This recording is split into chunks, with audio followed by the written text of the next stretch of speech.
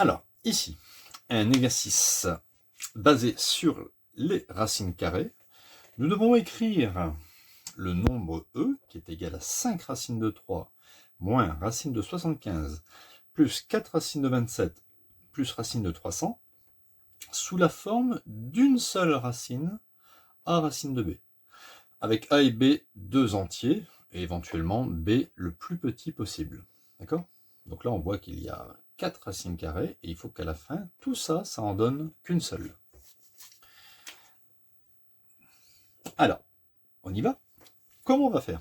Regardez, on va regarder ici l'intérieur des racines. On voit qu'ici, le 3, hein, c'est vraiment quelque chose qu'on ne peut pas réduire. 3, c'est 3, hein, c'est 3 fois 1.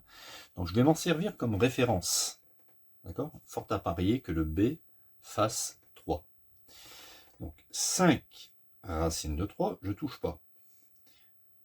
Moins racine. Et maintenant, je vais prendre la calculette, ou alors je peux le faire de tête, hein, si je sais le faire. Et je vais faire 75 divisé par 3. 75 divisé par 3, bien sûr, ça fait 25. Donc, ça fait 3 fois. D'accord, 3 fois 25. Plus 4 racines. Alors, 27 divisé par 3, bien sûr, ça fait 3 fois 9. Et 300, pas de difficulté, ça fait 3 fois 100. Je peux donc écrire 5 racines de 3, moins racine de 3 fois racine de 25, d'accord, puisqu'on sait que racine de a fois b, c'est racine de a fois racine de b, plus 4 multiplié, alors multiplié, on peut ne rien mettre ou un point. Là, c'est pareil, racine de a fois racine de b, plus, et ici, c'est pareil, racine de 3 fois racine de 100. Alors ça, c'est intéressant, pourquoi?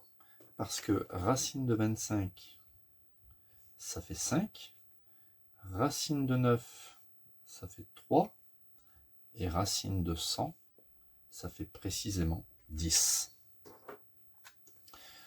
On obtient E est égal à 5 racine de 3. Alors racine de 3 fois 5, je vais plutôt mettre le 5 devant, moins 5 racine de 3. D'ailleurs, regardez, pof, on peut tout de suite les éliminer, vous voyez, plus 5 moins 5, ça disparaît. Ici, on va obtenir 4 fois 3, ça fait 12. Donc, 12 racine de 3. Et ici, 10 racine de 3. D'accord?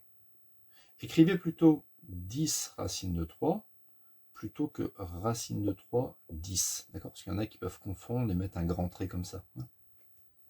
Toujours mettre le 10 devant.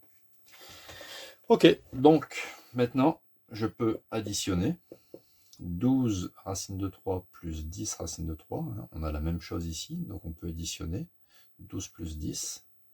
Donc ça fait 22 racine de 3. Donc ici, le petit a, c'est 22, c'est un entier, et le petit b, c'est 3, et c'est un entier également.